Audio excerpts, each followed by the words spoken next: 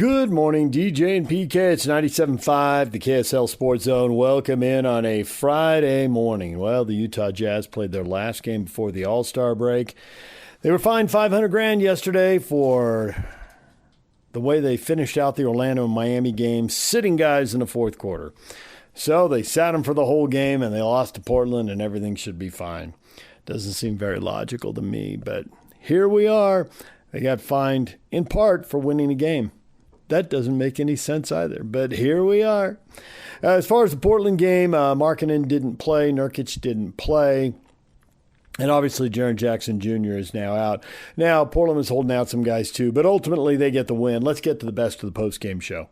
Your Jazz recap on DJ and PK. It's JP Chunga of the Utah Jazz Podcast Network. Final game before the All-Star break. Jazz fall to the Trailblazers, 135-119. Utah beaten in the third quarter, 40-23. That was the deciding frame. That's where Will Hardy began postgame. The third quarter, mostly because of fouling. They shot 16 free throws in the quarter.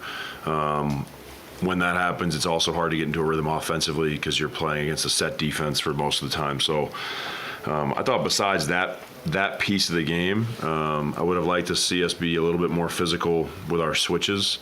But I thought overall the guys played as a group. We moved the ball.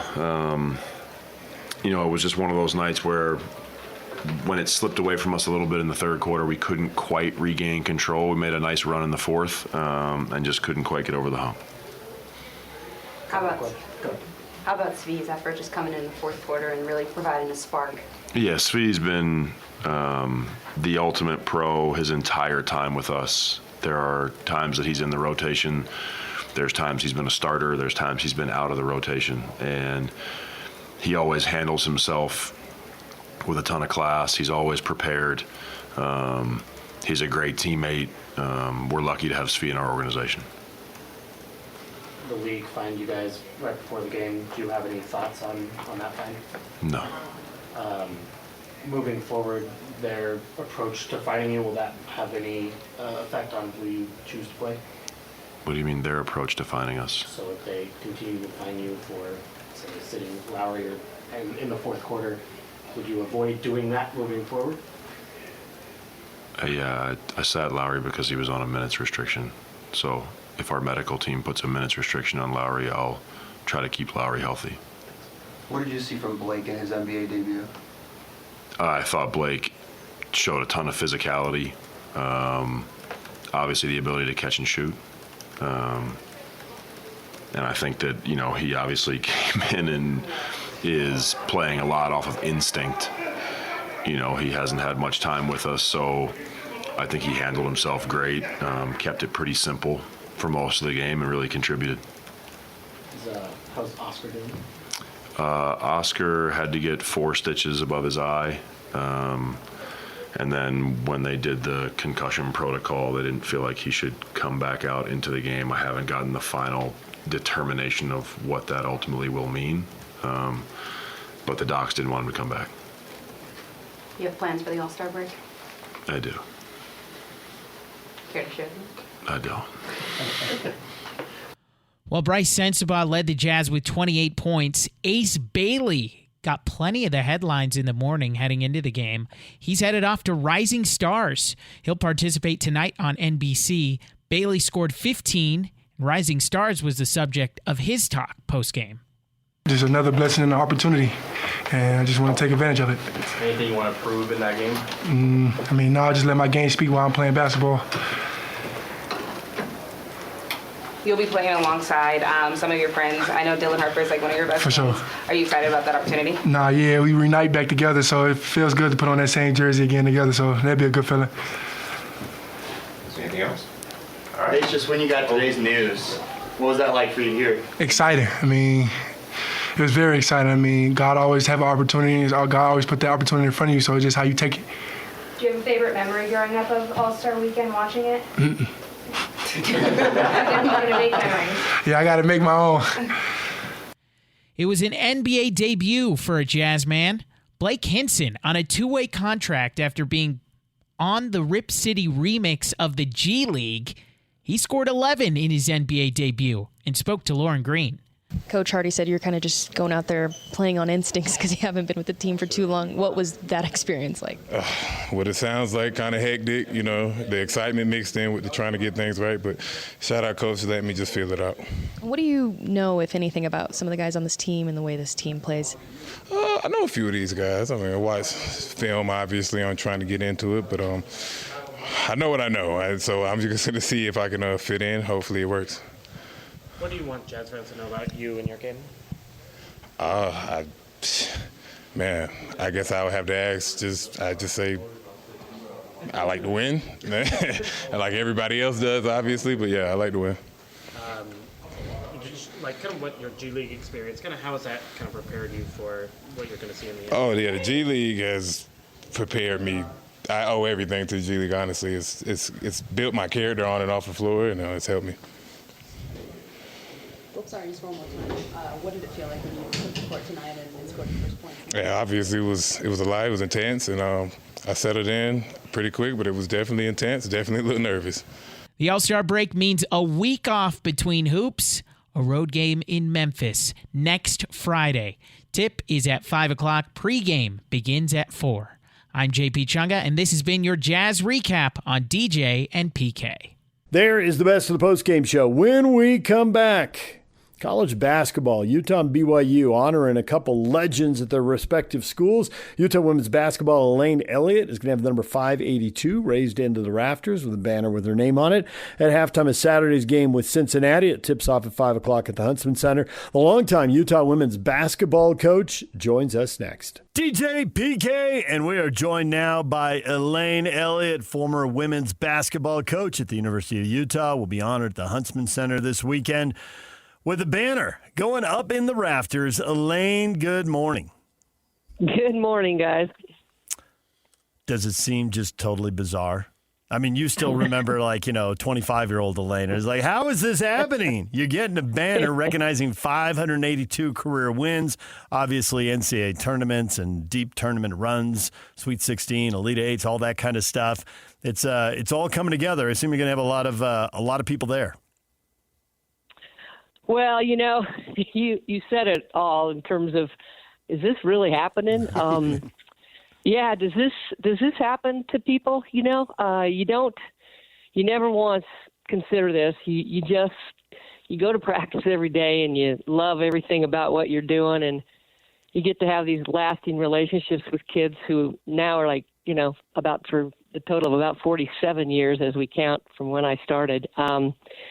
And I just, I'm so lucky and thankful because there's exactly one way anything this ever happens for a coach, and that is the players who won all those games.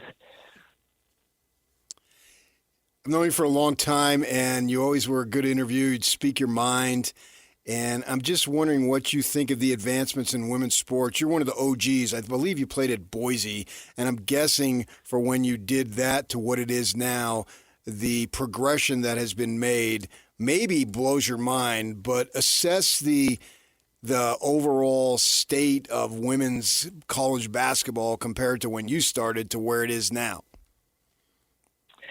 Well, the game itself is amazingly, watched and followed and adored. I mean, those are the two. That's the biggest difference, right? We didn't play in front of a lot of people till later on in my career, and then we had some pretty big crowds at times, especially with the rivalry game. We all know what that does to people. Yeah.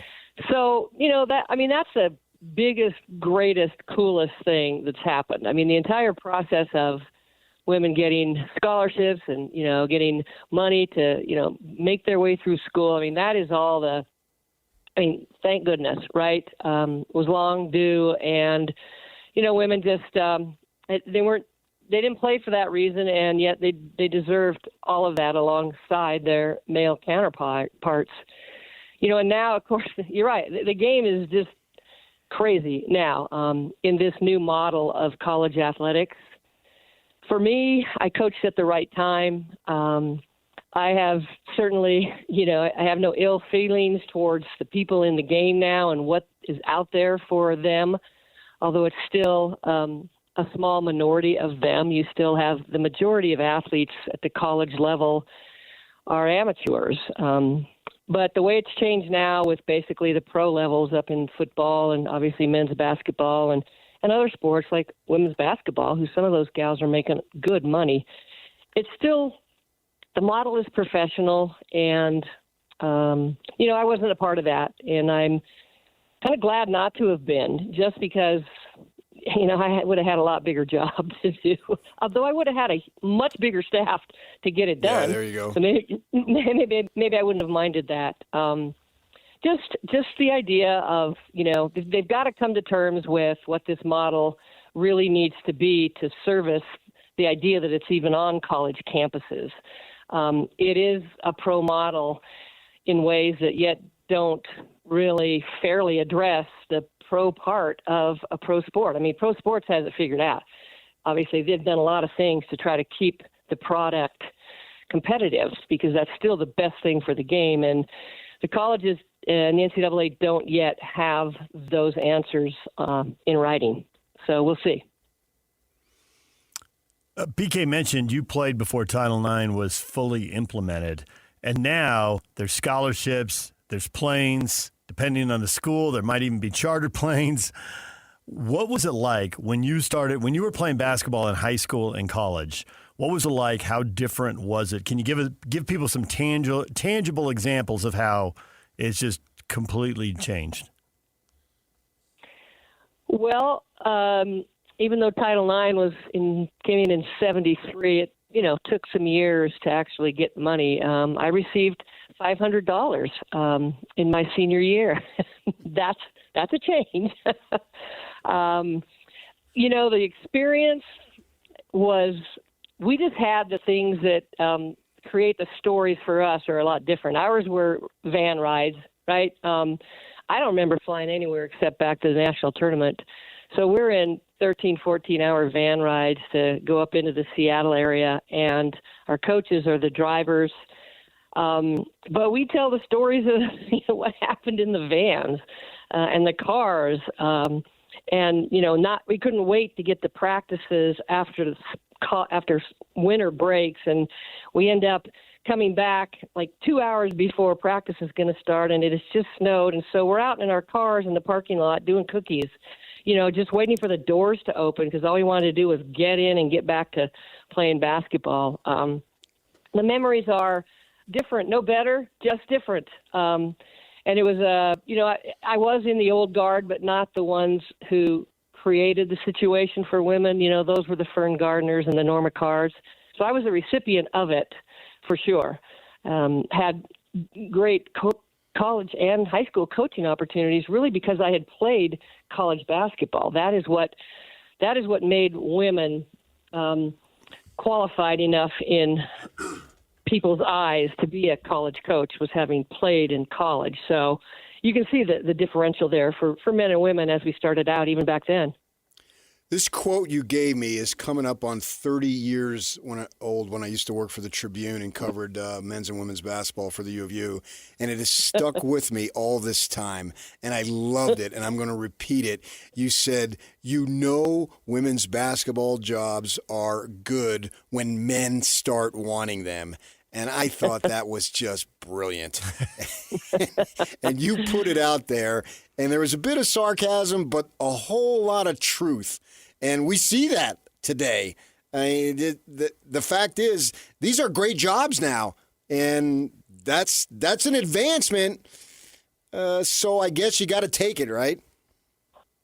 Right. I mean, the advancement in it is just, what is valued, obviously, in our culture, and sport is no different, as you see the changes in the monetary systems of athletics. As soon as there was money in it, guys wanted it. Right. And that's pretty simple. It's not, it's just the truth, and, no anger. You can't change things until they're ready to change. And the thing that was great was, as women played college basketball and became very good at the game and understanding it and turning it over and coaching women in the game, well then, even the men who controlled women's athletics understood the value in women coaching women. So we sort of went through that time frame where men started to take jobs that women always had.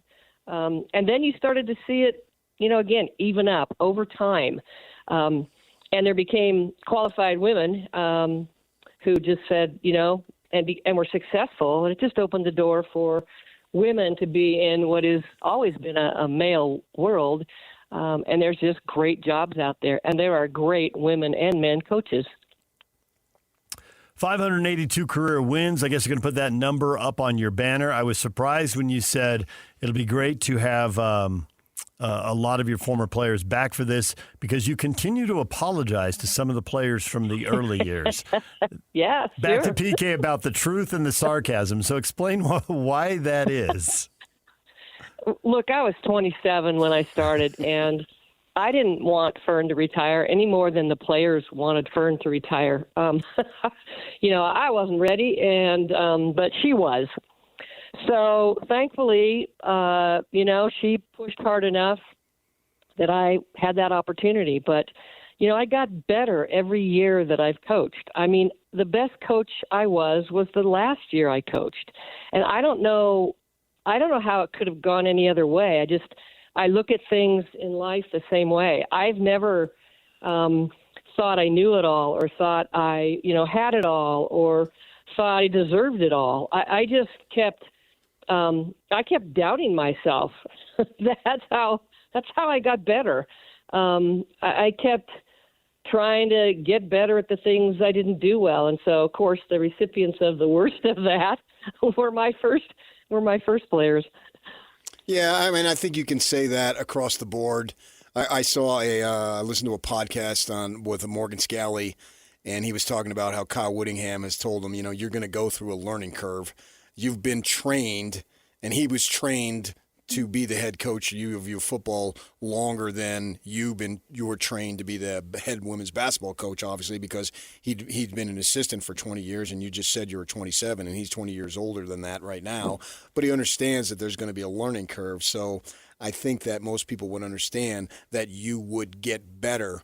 And I'm wondering, with the knowledge that you have, and you decided to retire, I think right around the time they were switching conferences, if I remember correctly, that with all the stuff that's available today, combined with your knowledge, like you used to have to stand up the tunnel, and I'll pull back the curtain a little bit here, and have to bounce the balls a lot, because that meant, guys, somebody over there, you're going over your time, and it's our time to get on the gym. Because you told me that, and I remember those days. We had conversations, right? Well, now you got adjacent to the Huntsman Center, essentially. You got this beautiful facility, and the number of women's basketball players that are available, the recruiting pool. You used to have to go to Canada and look under rocks to get players. I mean, the way you recruited, and you found players everywhere to get them to come to the U of U, and were extremely successful. I was wondering, how do you think you would do today with all the far more advantages that are available to everyone?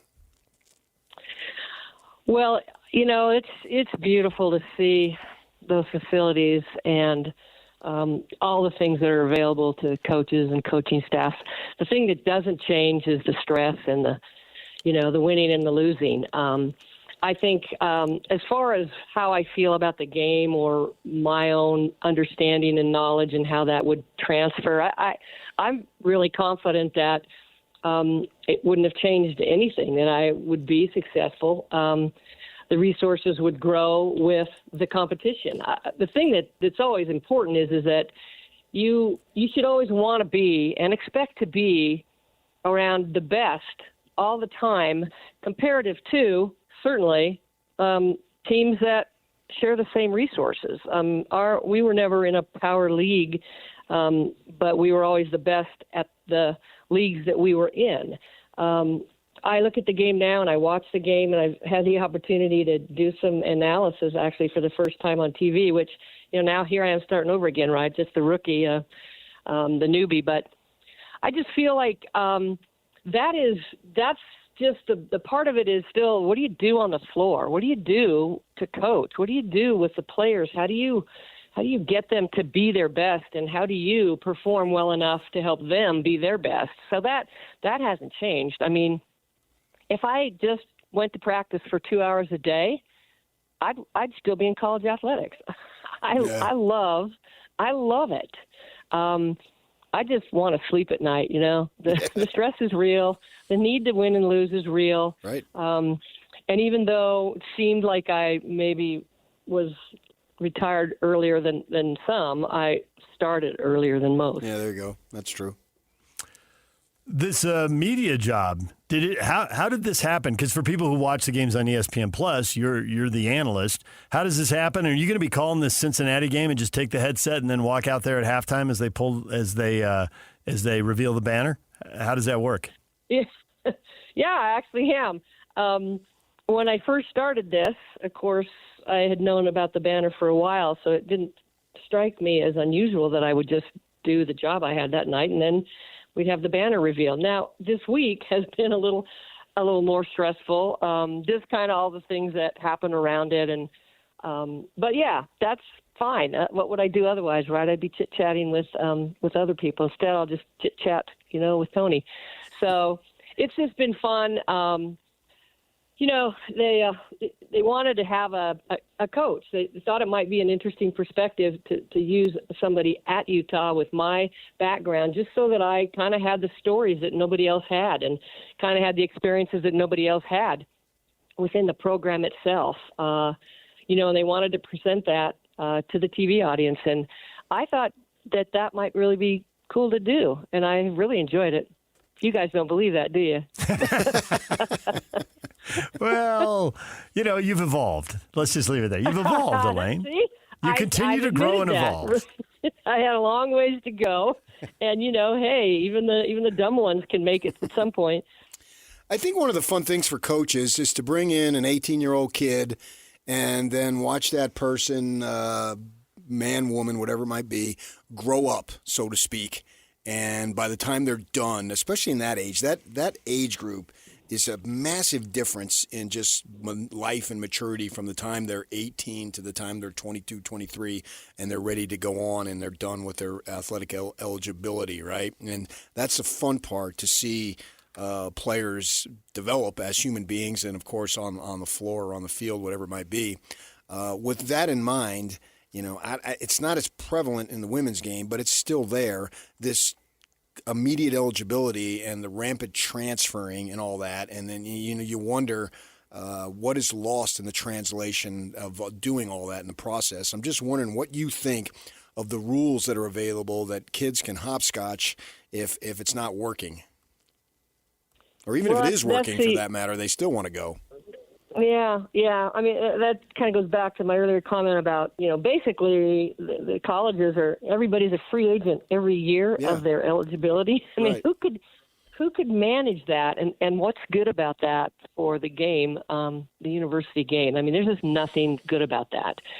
So again, rules somehow they have to change. They have to try to, manage that in ways that can keep this competitive. And as far as the personal experiences and those parts, there's nothing that equals what happens in programs and with the people in programs who have a 4-year to 5-year experience with teammates that are, theirs and always theirs, and coaches who are there and share that with them and help grow them. I mean, I still, I watch kids go through the pains of those college years, and you can't speed up their path. They're going to get where they're going to get to.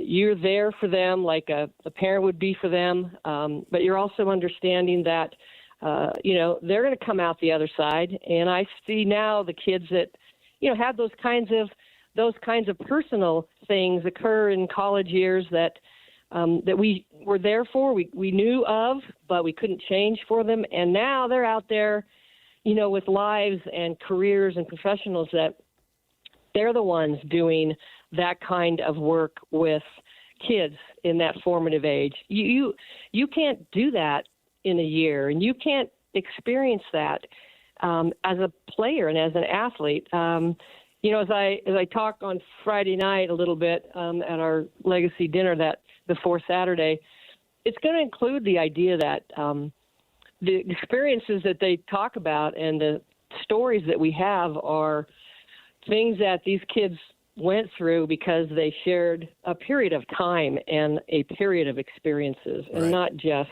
a season of basketball. Right, so exactly. I feel badly for that. That's the part. I don't like that part of this model. I think it's bad. I'm glad I'm not part of that. I'm glad that I'm part of the experience as it was when I was coaching.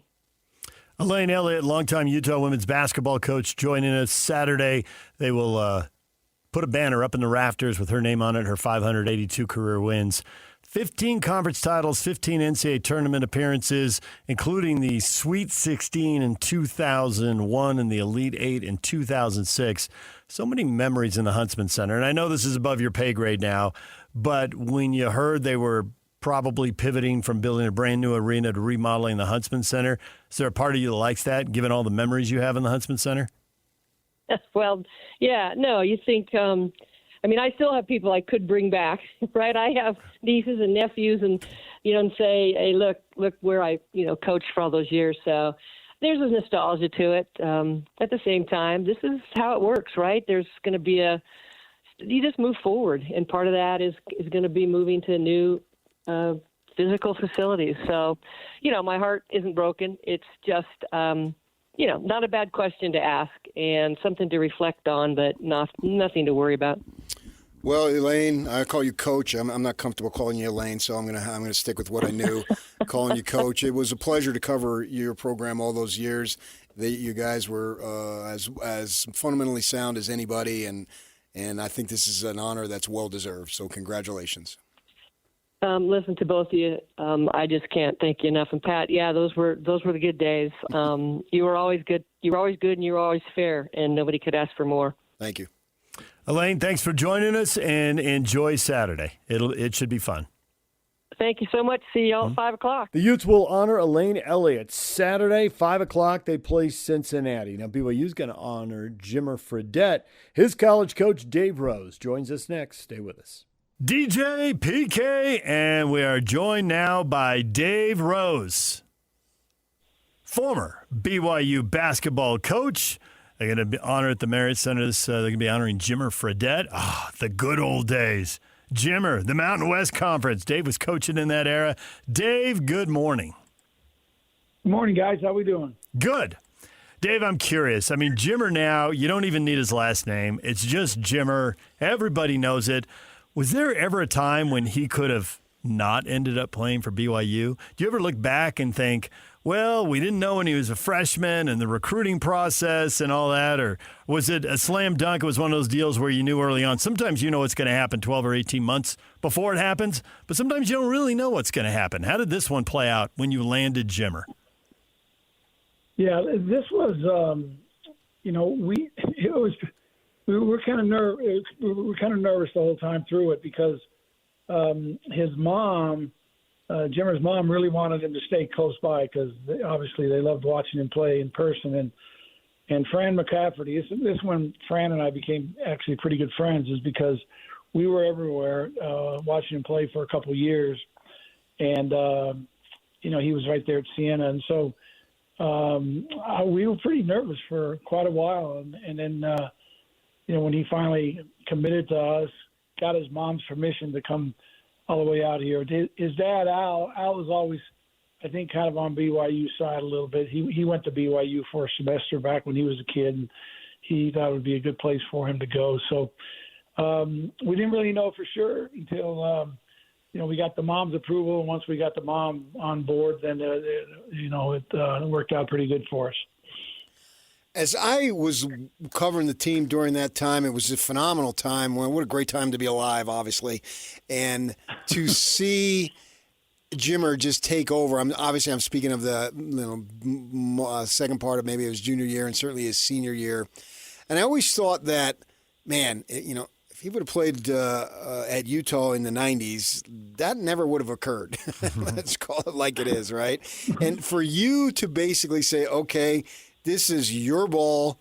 Go ahead and do what you think is right. You had to make I don't know if a concession is the right word, but you had to make a decision to allow it to happen.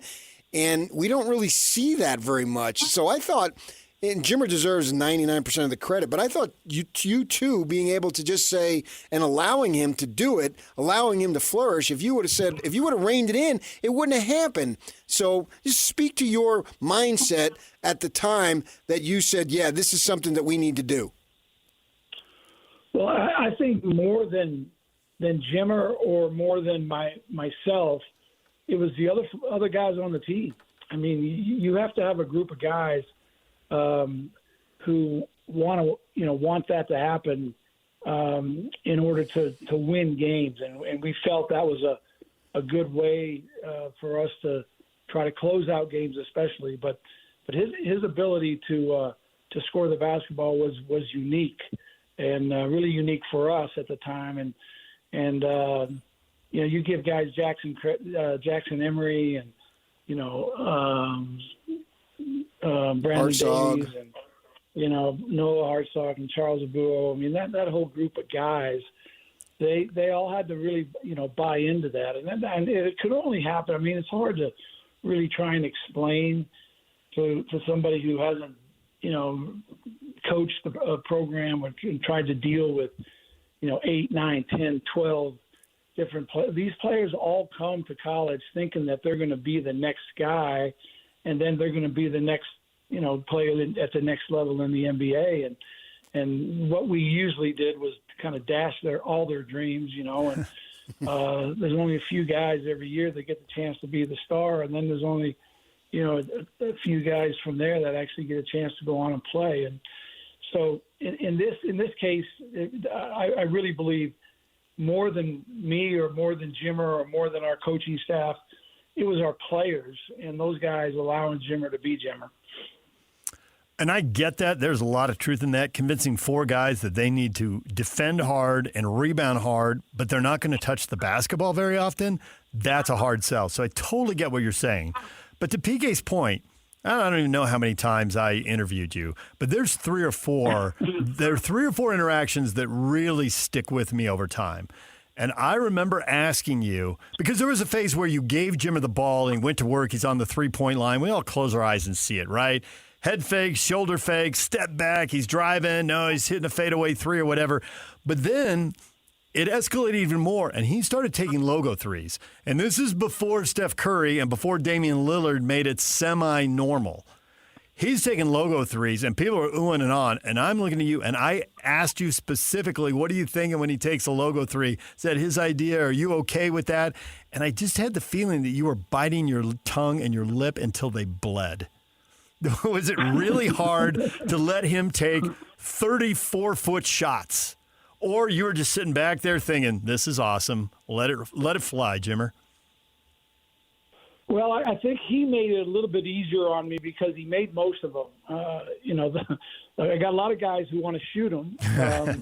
But the fact that he was such a good 3-point shooter. And when he started to move back and show his range, I mean, that's hard for a lot of people. It's hard for a coaching staff. It's hard for to kind of watch that happen. But when he's making baskets and it's helping your team win, I mean, that's the end goal. And so that's kind of what we went with. So many great moments of that team that season, his senior year, which what was that, the 2010-2011 season, and you guys went over to Denver, won a couple of ball games over there, beat Gonzaga, and then lost to Florida in overtime. And we, you don't want to hear it, but I believe if you had Brandon Davies, you would have won. But nevertheless, it didn't happen. And the half-court shot against the Utes, I was in the press box there up on the concourse level, and I was also in the Thomas and Mack in the for the conference tournament. And I want to get your opinion. I actually thought the best moment of the season for me was that semifinal game, 18,500 people, Thomas and Mack jammed, packed, and he goes for what, 53, 54 something, and he takes maybe 1 or 2 free throws, and I could just remember him putting on that show, and I'm sitting there in press row, and everybody, it was like freaking watching Larry Bird clips. as far as that goes. I mean, you were just amazed and stunned. Everybody knew what was going to happen, and he still does it. And it was, oh man, it was so awesome. So for me, that was my best moment of that whole entire season. What was yours? Well, obviously that was a great night, and I think there's a lot of things that individuals, people who watched it and followed it, they'll remember, about that season with Jimmer. But that New Mexico game in Vegas. I mean, we've been beat by New Mexico twice, and this Darius Gary kind of had our number. And I don't know if we'd have got him that night if he didn't. I think he broke his ankle that night and didn't play the second part of the second half, and we ended up winning the game. And obviously, the kid was absolutely tremendous down there. But for me, I think it's got to go. Do your magic, Chicho. Chicho, make it work. We're getting right to the payoff. Well, for me, it's what, Coach? Call him back. That was unbelievable. That really was. That was a heck of an edit right there. That was the exact thing I wanted to hear. And he's literally 2 words away. Bang! It's over. What? Come on. All right, Dave, that was hilarious. You got, for me, and we're hanging on every word and you go away. It was like, that was it. That was the moment. Yeah. So pick it up there. For me, it was. Yeah, I never was very good at using electronics. So, whatever happened. But for me, it was the next weekend, when we go to Denver and, we get by that first game. The Wofford game was really tough, and then we got through that, and then we end up playing Gonzaga, which we thought was a one-off, but it ended up being the next big piece of BYU basketball was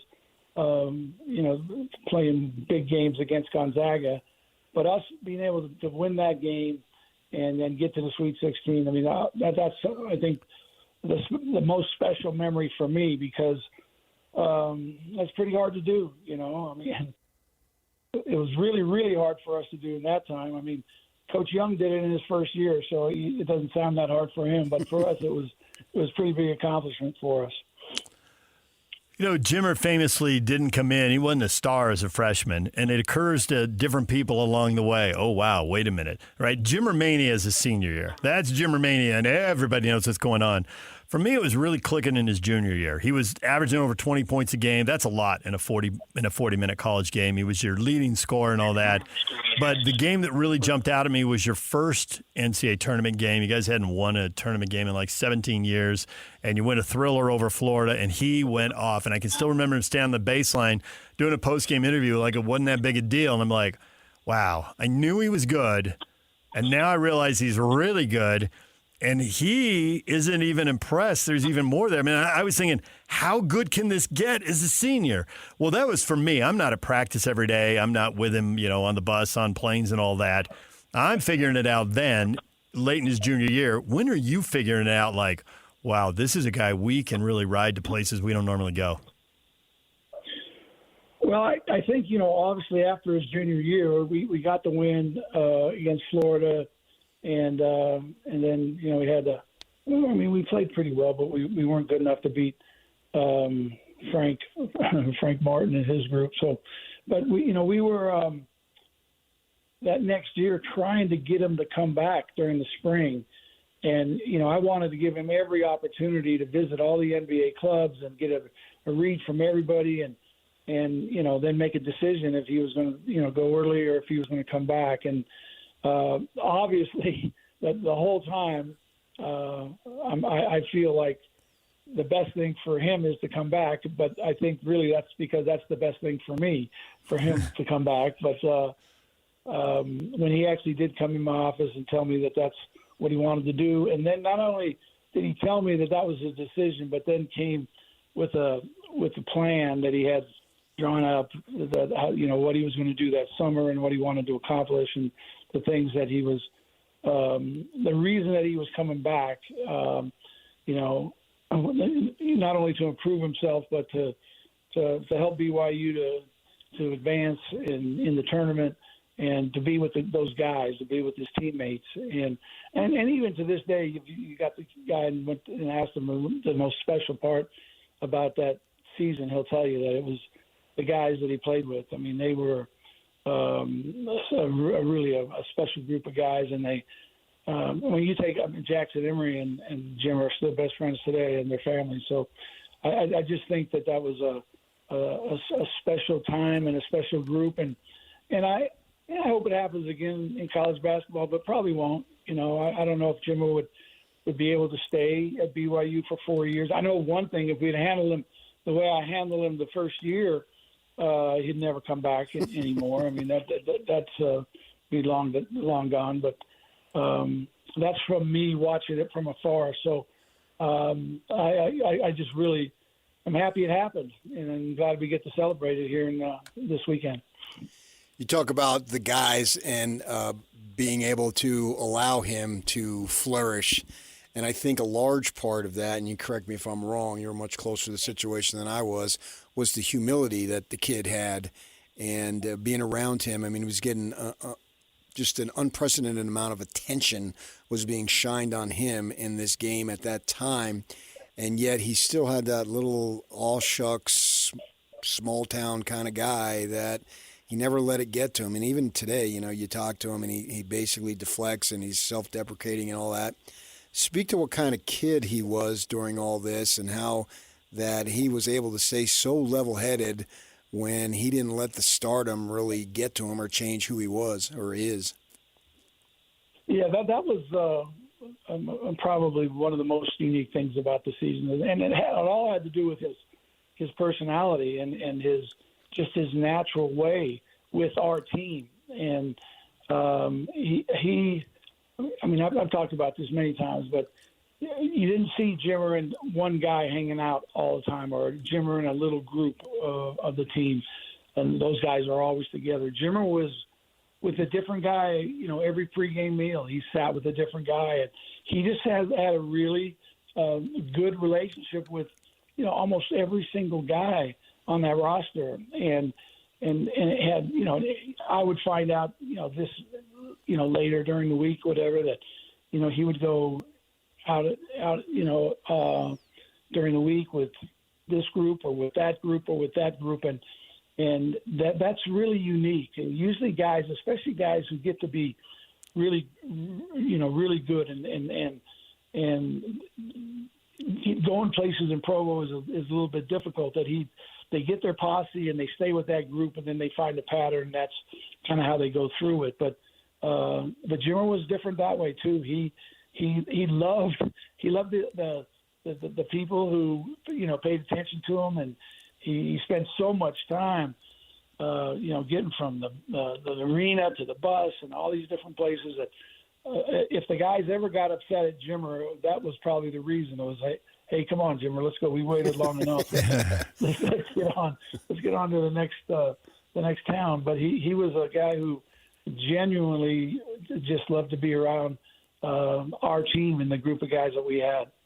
I'm hoping when they do the celebration, and obviously they have the 15-year rule, and he's met all the qualifications, that they also announce the Dave Rose practice facility building. I think that's due. I know you're not going to want to address it, but that's what I think. Yeah, well, the one thing you do know, Pat, is that you covered BYU for a long time, so you could probably write an article about covering BYU and what happens at BYU. And I'm just really happy that I'm around 15 years later and get a chance to see this happen for Jimmer. I hope I'm around to see it happen for a couple more guys, because I had some pretty good players through the years, and I think there's a few other guys that maybe deserve this too. But you think about how long. I mean, how many people have played at BYU, and what we've got 2 or 3 guys who's you know, never been retired. So you never really know what's going to happen next. So, but I'm really happy for Jimmer and his family. All right, one more thing before we let you go. I told you I remembered a few questions I've asked you and look on your face for some of these answers and big moments. One of them was on a radio show. It was about 2008, I think, maybe in 2009. And we had you on, and you were on the phone just like this. And I remember the studio you're in, which is why I can place it. And you probably have no idea what you said, but it was great advice. And we have quoted it to each other. Do you have any idea what I'm even talking about? Okay. Come on, man. Okay, here it is. Here it is. How can I remember what happened yesterday? Okay, I'll bounce this back at you, and then you could just think about it. Say it was right at the end of the interview, and you said, "Hey, you two, you got a nice little thing going here. Don't mess it up." You said that, and we have quoted that to each other in troubled times. We're like, well, remember what Dave said. Got a nice little thing going here. Don't mess it up. So far, so good, Dave. We've held on to that advice so far. It's still rolling. Right? It's still rolling. I mean, you guys do a great job. The numbers have changed. You know, all your numbers have changed. The number on the dial, the number on your paycheck, you know, all those things. Our age. How about our age, man? The decades. The number of gray hairs. But obviously the show is still the best in town. And I know that you guys love doing it. I think that's the one thing that every person who listens to it, they get the same feel from it, is that you love what you do and you love covering, you know, Utah sports. And I think that we all have been lucky to have guys like you that have been able to kind of spearhead the thing for us. So congratulations on staying alive this long. You too, and I mean it more for you than me. Yeah, right? Yeah. Well, it's been fun for me. We love stories, and you provided us with a bunch of stories, and Jimmer provided us with a bunch of stories. So enjoy Saturday afternoon in the Marriott Center, because this kind of stuff is fun, and fans just eat this up. Fans want to look back 15, 20, 25 years and remember the good old days. Doesn't matter pro, college, high school, doesn't matter the sport, doesn't matter men or women, doesn't matter how much money people aren't getting paid. Everybody loves that. So enjoy Saturday afternoon. All right. Thanks a lot, guys. All right. There's Dave Rose. Coming up next, what is trending? The headlines are on the way.